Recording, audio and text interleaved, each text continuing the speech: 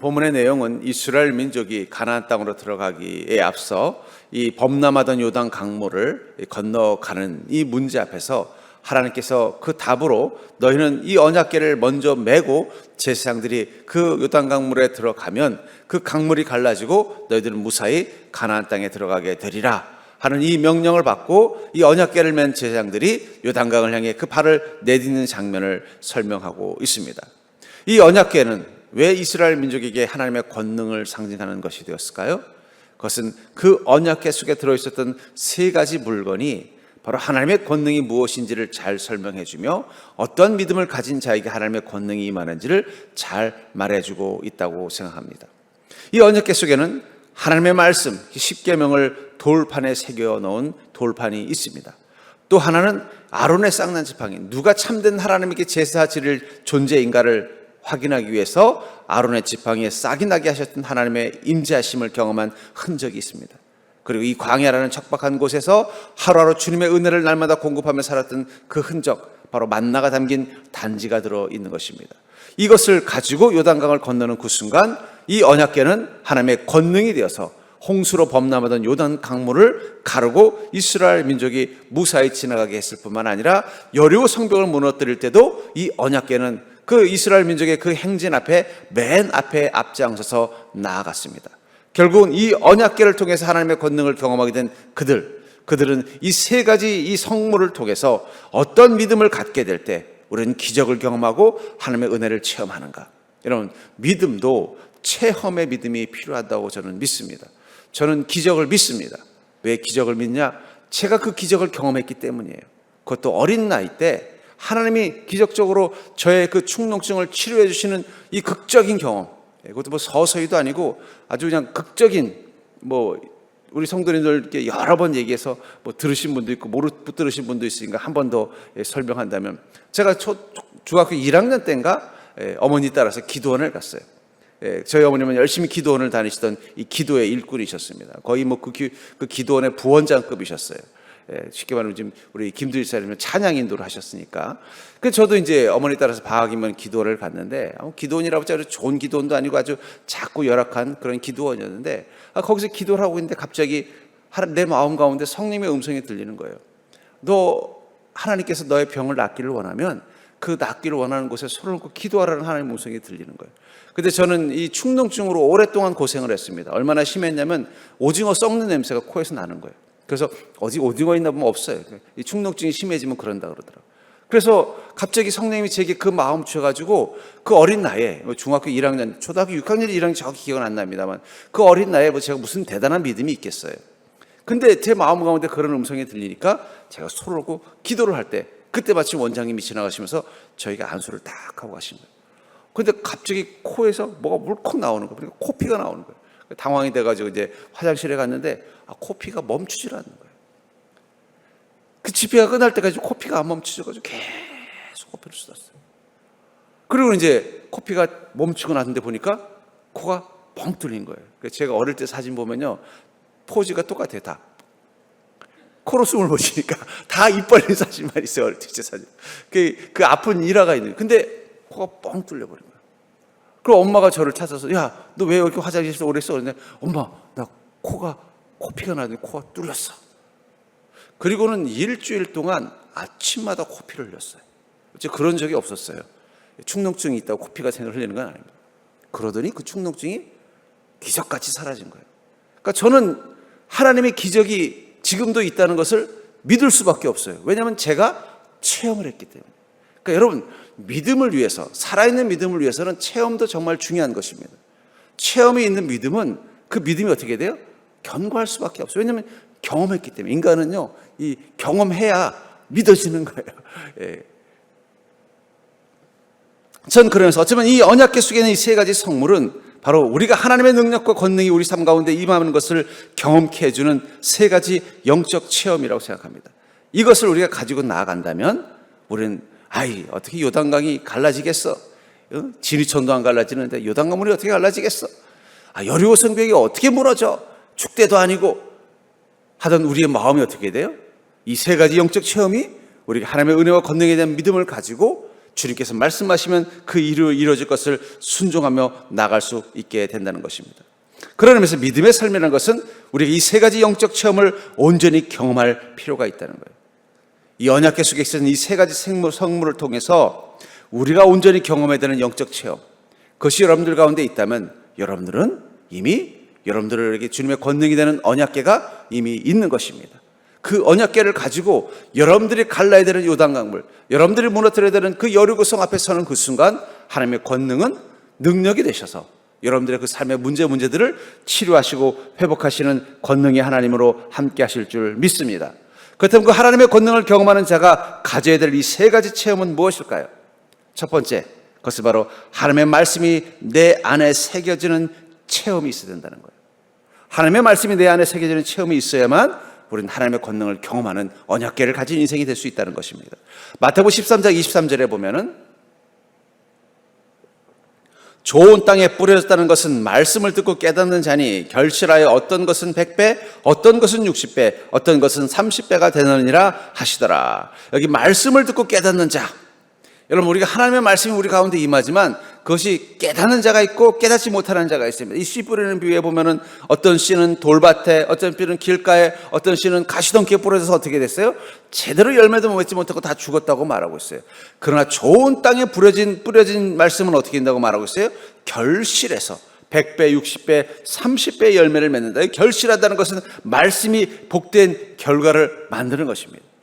하나님의 말씀이 우리의 마음 가운데 잘 심겨지면, 새겨지면 그 말씀은 능력이 되어서 우리로 하여금 축복의 열매를 맺는 인생으로 만들어주는 것입니다. 왜냐하면 하나님의 말씀에는 강력한 힘이 있기 때문입니다. 그것을 히브리서 4장 12절에 보면 하나님의 말씀은 살아있고 활력이 있어 좌우의 날설 어떤 검보다도 예리하여 혼과 영과 및 관절과 고수를 찔러 쪼개기까지 하며 또 마음의 생각과 뜻을 판단하니, 하나님의 말씀은 어떻다고 말하고 있어요? 살아있고 활력, 파워가 있다는 거예요. 가끔 이 TV 보면은요, 저기 우리 트로트 가수들이 와가지고 활력 뭐 이런 걸 때마다 저 약을 먹으면 저렇게 힘이 좋아지나 그런 생각이 드는 것처럼 하나님의 말씀이 어떻다는 거예요? 우리에게 활력이 된다는 거예요. 힘이 된다는 것입니다. 근데 중요한 건 그 말씀이 어디에 새겨져야 돼요? 우리 마음판에 새겨져요. 제가 지난주에 우리 생각 주머니 이야기했잖아요.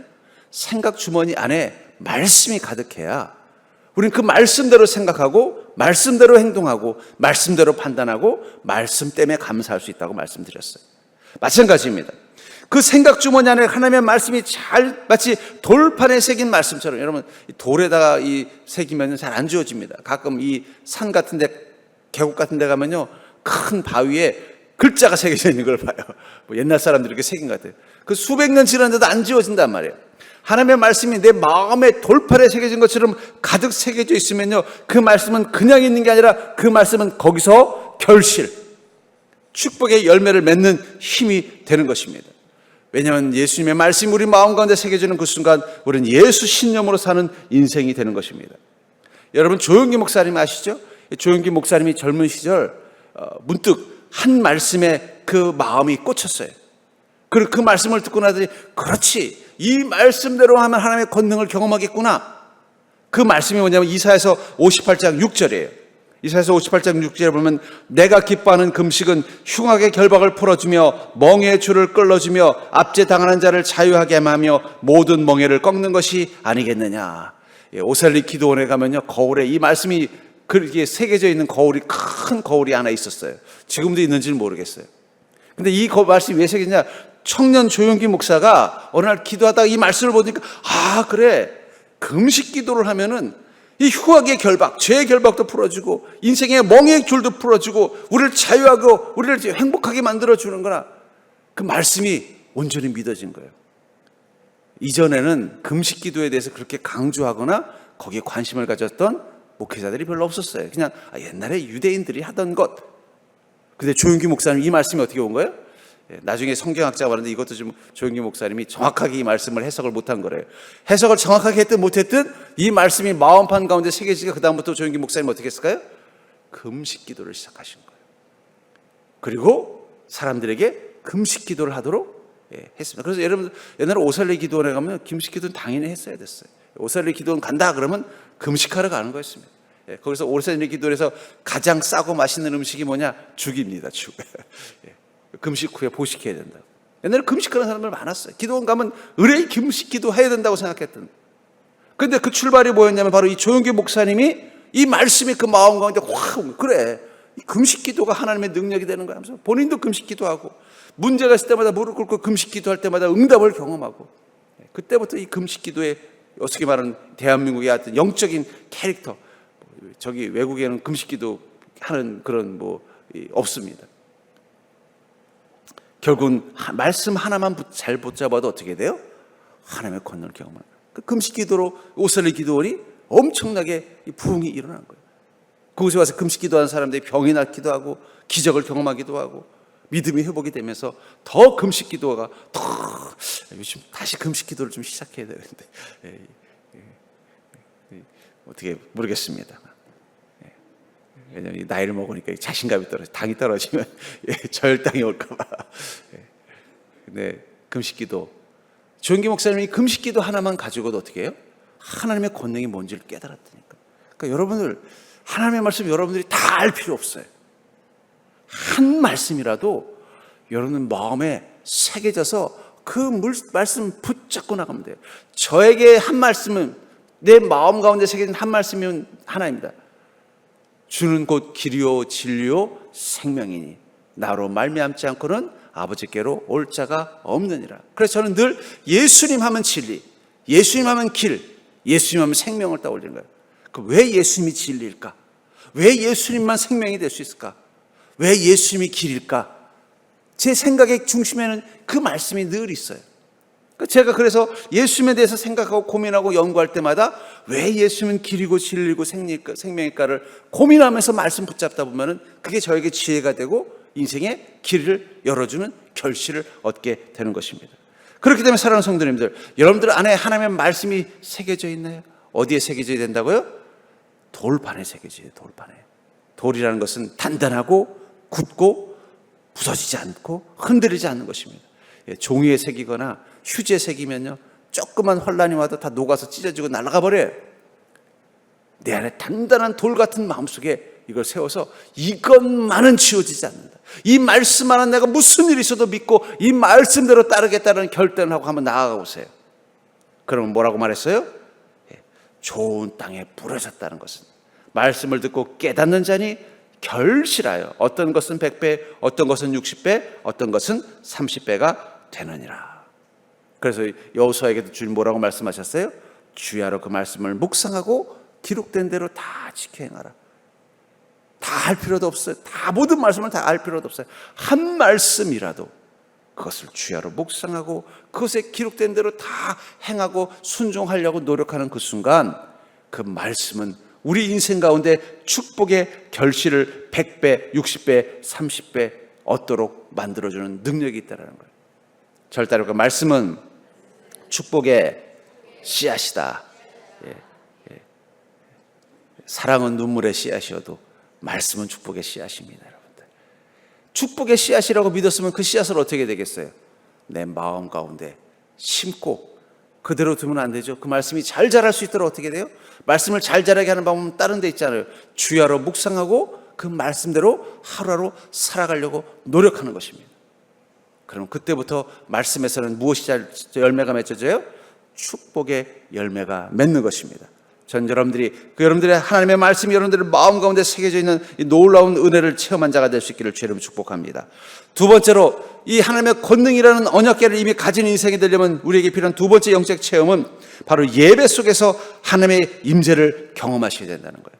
예배 속에서 하나님의 임재를 경험해야만 우리는 하나님의 권능을 경험할 수 있다는 것입니다. 요한복음 4장 23절부터 24절에 보니까 아버지께 참으로 예배하는 자들은 신령과 진정으로 예배할 때가 오나니 곧 이때라. 아버지께서는 이렇게 자기에게 예배하는 자들을 찾으시느니라. 하나님의 영이시니 예배하는 자가 신령과 진정으로 예배하느니라. 예배하는 자는 어떻게 하라고 말씀하고 있어요? 신령과 진정으로 예배하는 것입니다. 그때 하나님은 자기에게 이렇게 예배하는 자들을 찾으신다. 예배라는 것은 우리가 하나님과 연합하고 하나가 되는 것입니다. 왜냐하면 그것을 24절에 하나님은 영이시기 때문이라는 거예요. 우리는 예배를 하는 동안 우리 영혼이 깨어서 예배. 여러분, 우리는 예배를 드릴 때 우리 육신이 하나님께 예배 드리는 게 아닙니다. 우리의 영혼이 하나님께 예배 드리는 거예요. 내가 입술을 열어 찬양할 때 내 입이 찬양하는 게 아닙니다. 내 안에 있는 영혼이 찬양하는 것입니다. 내가 무릎 꿇고 기도할 때 내 무릎을 꿇는 게 아니에요. 내 영혼이 하나님 앞에 서는 것입니다. 그러니까 예배는 나의 영혼이 살아서 영이신 하나님 앞에 서는 것을 경험하는 게 예배예요. 그래서 예배는 어떻게 드려야 된다고요? 신령과 진정으로 드려지는 예배가 돼야 된다는 거예요. 그러므로 살아있는 예배는요, 영으로 드려야 돼요. 영혼이 깨어서 예배 드려야 돼요, 여러분들. 영혼이 유체 이탈하면요, 아무리 오래 앉으셔도 그건 예배가 아닙니다. 아무리 입술은 찬양하고 있어도 생각, 영혼이라는 건 영과 혼은 생각, 감정, 의지가 다 포함된 거잖아요. 혼은 나가 있으면요, 그건 예배가 아니에요. 근데 이상하게요, 예배만 들으려고 하면은 잡생각이 나요. 그렇죠? 갑자기 집에서 내가 불을 껐나 안 껐나 생각이, 왜 갑자기 생각이 나는지 모르겠지만, 갑자기 맞아, 그때 맞아, 그때 그 사람이 누구였지? 갑자기 왜 생각도 안 나는 그 사람 생각이 나고. 왜 그럴까요? 마귀가 우리가 예배를 드리지 못하게 하는 거예요.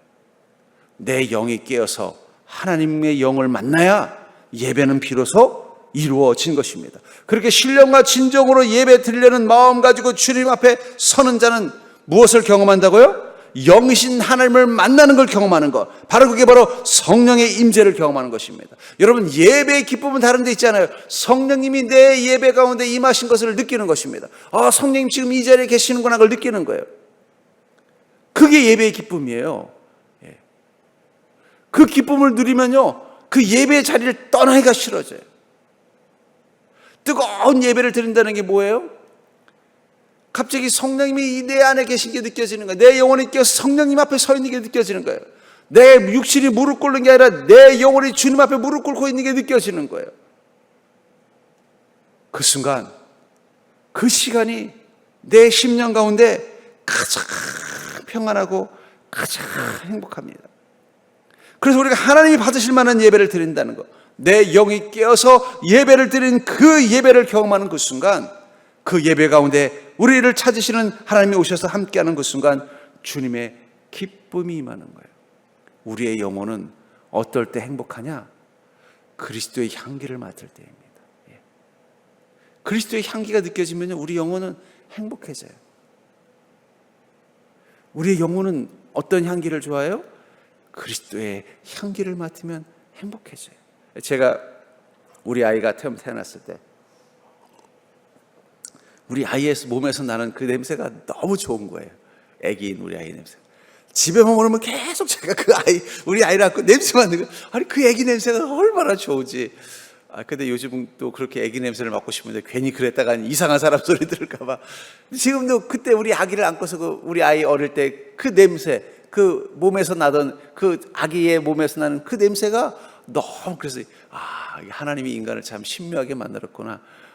부모의 마음을 완전히 이 아기에게 완전히 빼앗기게 하려고 이 향기 하나도 하나님께서 이 향기를 가지고도 인간을 이렇게 조정할 수 있고, 실제로 옛날에 어떤 프랑스 영화가 향수라는 영화를 보면 이 향기 하나를 가지고 인간들을 조정할 수 있다는 그런 영화에도 있었던 것처럼 저는 그게 일리가 있다고 생각한 게, 제가 우리 아이의 냄새를 맡으니까 아무것도, 몸 피곤한데도 하나도 힘들지 않은 거예요. 그 사람을 이게 마비시키는 힘이 있는 것 같아요. 근데 우리 영혼이 가장 완벽하고 행복해질 때는요, 그리스도의 향기가 느껴질 때. 그리스도의 향기가 느껴진다는 걸 뭘 말하는 거예요?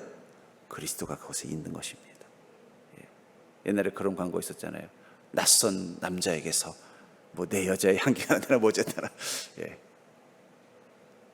예배를 온전히 드리는, 신령한 예배를 드리는 그 순간 내 영혼의 향기가 느껴져요. 어떤 향기요? 그리스도의 향기가 느껴지는 거예요. 주님이 이곳에 계시는구나. 그 향기를 맡으면요, 그 순간 우리 영혼요, 그냥 무조건 행복해요. 인생에 어떤 문제가 있든, 삶에 어떤 고달픔이 있든, 생활 속에서 어떤 해결해야 될 과제가 있든, 내 처지가 얼마나 초라하든 아무 의미가 없어요. 그냥 그 그리스도의 향기를 맡으면 영혼은 어떻게 돼요? 맡는 그 순간 편안해지고 행복해지고 자유해지고 기뻐지는 거예요. 그게 예배의 축복입니다.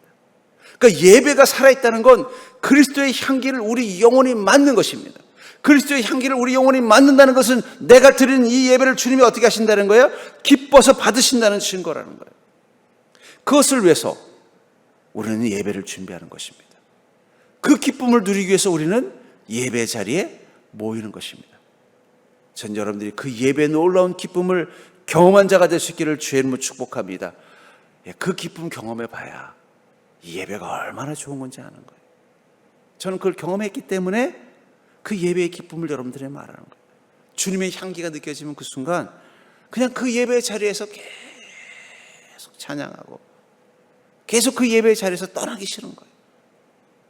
그냥 그 예배 드리는 그 시간이 내 인생의 행복이 되는 것입니다. 이 아론의 쌍난 지팡이, 그것은 누가 하나님께 제사를 드리는 자, 누가 하나님께서 받으실 만한 예배를 드릴 자격이 되는 자를 상징하는 것이라면, 우리가 주님 앞에 온전히 살아있는 예배를 드리는 그 순간 어쩌면 우리는 이 쌍난 지팡이와 같습니다.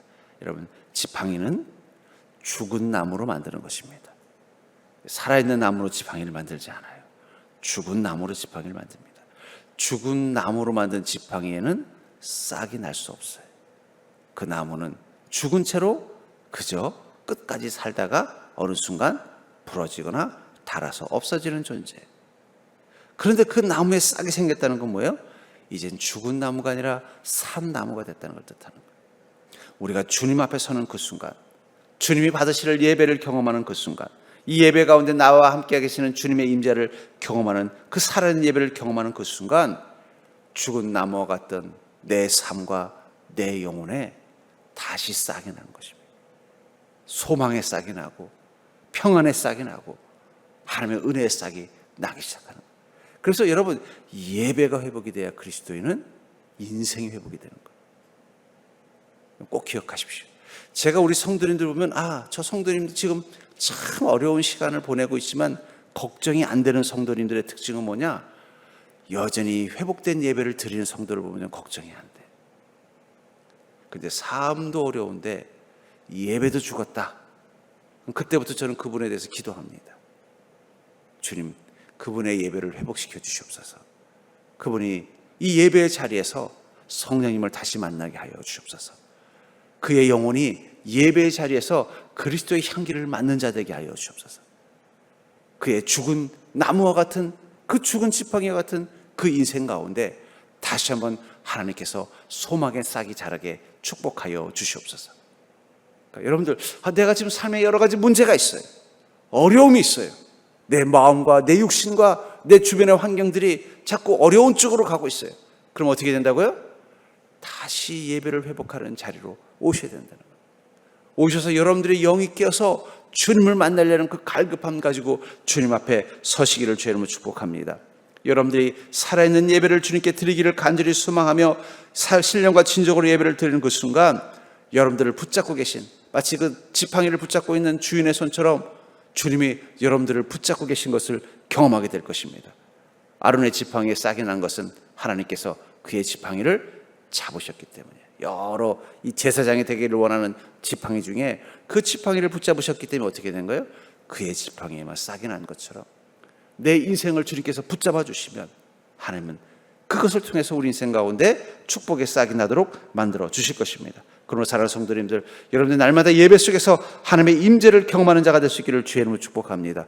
그런 의미에서는 어쩌면 주일 예배보다 금요 예배가 하나님 만나기는 더 좋을 수 있어요. 전 여러분들이, 제가 늘 이 금요 예배 들을 때마다 자꾸 구창모 씨의 희나리라는 노래가 떠올라요. 여러분, 희나리가 뭔지 아세요? 젖은 장작입니다. 장작은 바싹 말라야 불이 잘 붙는데 이게 성령의 불이 안 붙은 거예요.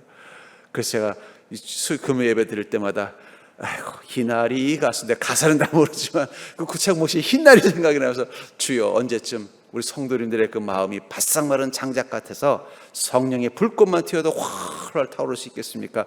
불 좀 질러 주시옵소서. 제가 10년 년째 기도하고 있는데, 전 여러분들이 이제 마른 장작이 되기를 주의 이름으로 축복합니다.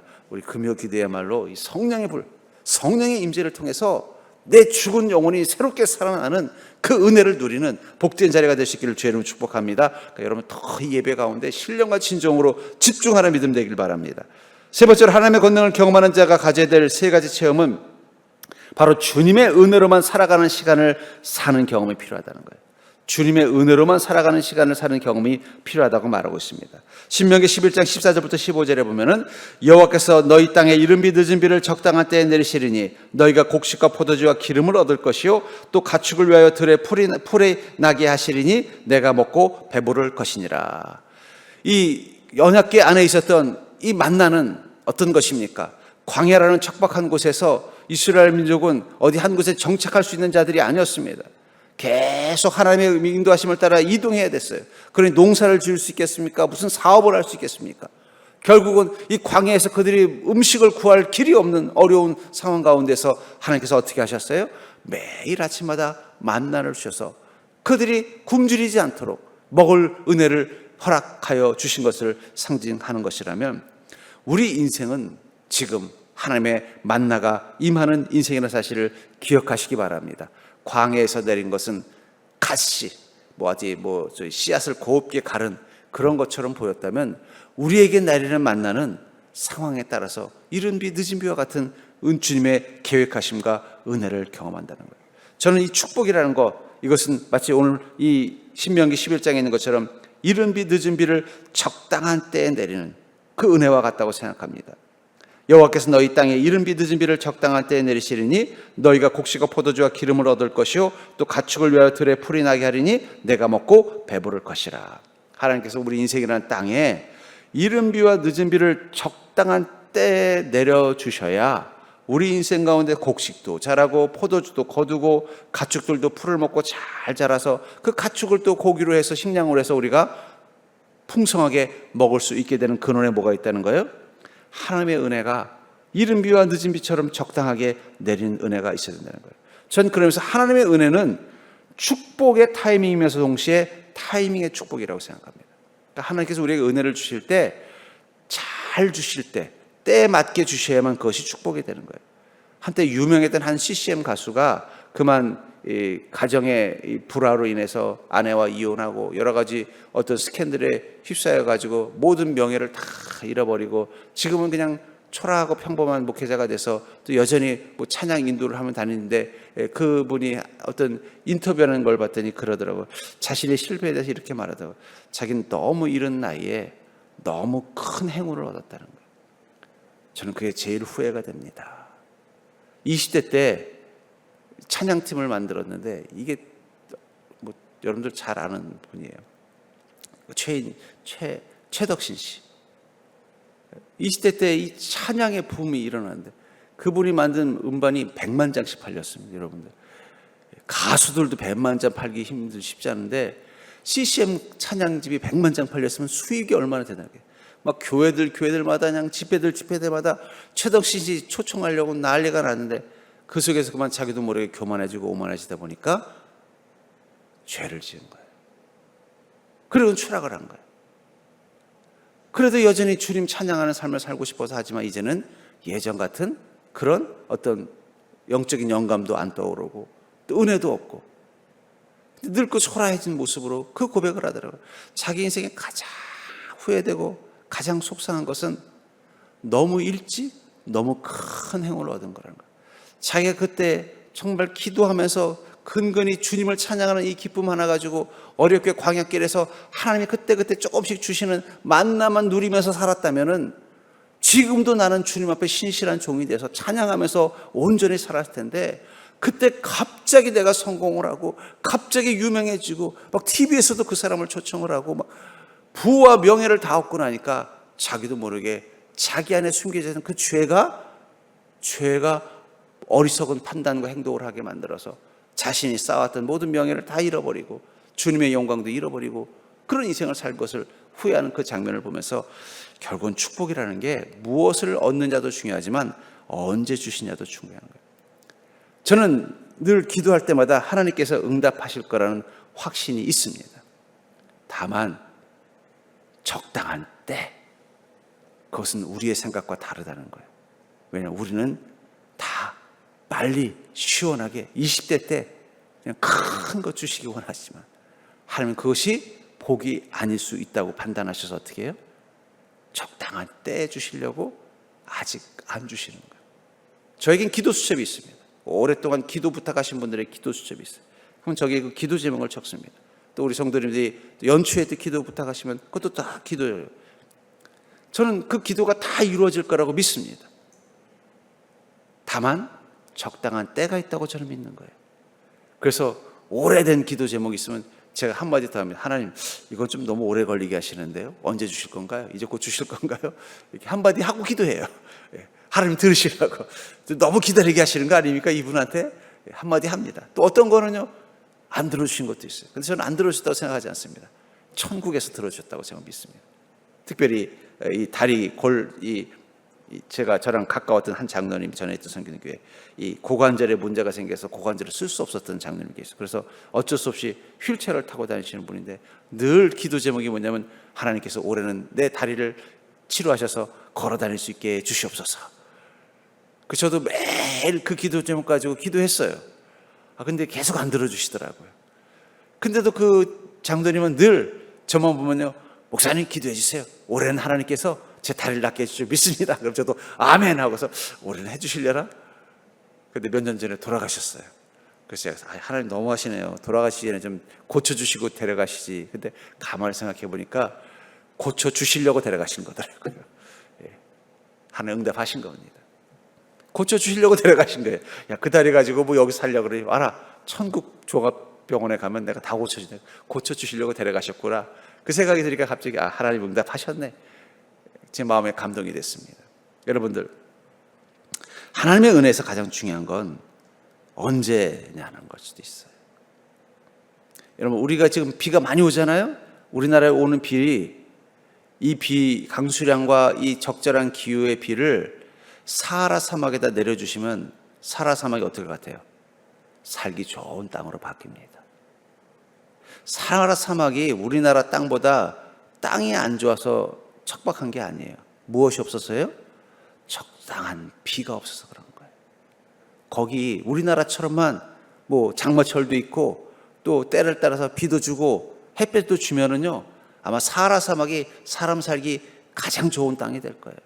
풀들도 잘 자랄 거예요. 그 땅이 아주 기름지기 때문에. 문제는 거기 뭐가 없기 때문이에요? 비가 없기 때문입니다. 여러분, 하나님의 은혜가 그와 같습니다. 우리가 이렇게 살아가는 거는 우리가 살만한 곳에 살아서가 아니에요. 하나님께서 우리에게 보이지 않는 곳에서 은혜의 만나를 허락하시기 때문이에요. 저는 지금도 여러분들이 그 주님의 은혜의 만나를 경험하고 있다는 사실을 믿으시기 바랍니다. 하나님은요, 우렁각시처럼 숨어서 여러분들의 삶 가운데 필요한 것들을 상황과 사람을 통해서 공급해 주십니다. 저도 그런 거 많이 경험했어요. 전 특히 이 대학 장학금 받을 때마다 하나님께서 공급해 주시는 게 느껴져요. 대학원 다닐 때도 저는 한 번도 등록금을 제대로 마련한 적이 없습니다. 왜냐하면 그때 IMF 터졌죠. 결혼했죠. 애 키우죠. 또 둘 다 학생이죠. 제 등록금까지 어떻게 할 수는 없었어요. 근데도 한 번도 걱정한 적이 없었습니다. 물론 IMF 때 한 1년은 좀 휴학했지만, 왜냐하면 때 되면 또 갑자기 전화가 와요. 전사님 등록 안 하셨죠? 우리 이번에 저 학생회에서 등록금 주기로 했습니다. 학생도 저기 등록 안 하셨죠? 이번에 우리 원우회에서 우리 전사님 장학금 주기로 했습니다. 그래가지고 공부 다 했어요. 저는 그것을 학생회에서 원우회에서 줬다고 생각하지 않습니다. 하나님이 그 학생회라는 단지를 쓰셔서 원우회라는 그 그릇을 쓰셔서 채워주신 것입니다. 우리는 지금도 그 은혜 가운데 살고 있다는 사실을 기억하시기 바랍니다. 근데 중요한 것은 그것을 은혜라고 믿고 그것을 사모하는 마음을 가진 자에게만 그 은혜가 보이는 것입니다. 그리고 그 은혜를 사모하는 마음을 가진 자에게 그 은혜는 더 풍성히 임하는 것입니다. 그래서 우리는 어떻게 해야 돼요? 날마다 주님의 은혜로만 살아가길 소망하고 그것을 체험하는 기쁨을 가지고 사는 게 필요하다는 거예요. 하나님의 은혜로만 살겠습니다. 전 여러분들 그런 도전 한번 하셨으면 좋겠어요. 내가 주님의 은혜로만 살겠습니다. 주님의 은혜가 아니면 살지 않겠습니다. 이 마음 가지고 도전하는 그 순간, 그리고 그것을 위해서 우리가 날마다 주님의 은혜를 구하기 위해서 기도하는 믿음 가지고 살아가는 그 순간, 우리 날마다 응답의 기쁨을 누리고 이것이 반복되어지면 반복되어질수록 우리 삶 가운데 하나님의 권능이 풍성히 임한다는 사실을 깨닫고 기뻐할 수 있는 것입니다. 이처럼 하나님의 말씀이 내 마음 가운데 깊게 새겨져서 그 말씀을 붙잡고 사는 인생이 되고, 내가 예배 한가운데서 하나님의 임재하심, 예수 그리스도의 향기를 경험하는 그 살아있는 예배를 경험하게 되고, 날마다 주님의 은혜로 살아가는 시간들을 경험하게 된다면 우리는 깨닫게 됩니다. 내 인생 가운데는 이미 주님의 권능을 경험할 수 있는 언약궤가 준비되어져 있구나. 이것을 가지고 나아가면 어떠한 요단강도 가릴 수 있고 어떠한 여리고성도 무너뜨릴 수 있구나. 그 확신 가지고 나아간다면 우리 그리스도인은 인생의 그 어떤 인생보다 당당하게 두려움 없이 내일을 향하여 소망을 가지고 사는 인생이 된 줄 믿습니다. 이미 여러분들에게는 하나님께서 여러분들 각자의 언약궤를 주셨어요. 그것을 가지고 여러분들이 건너야 될 그 강을 향해 나가는 믿음 될 수 있기를 주의 이름으로 간절히 축원합니다.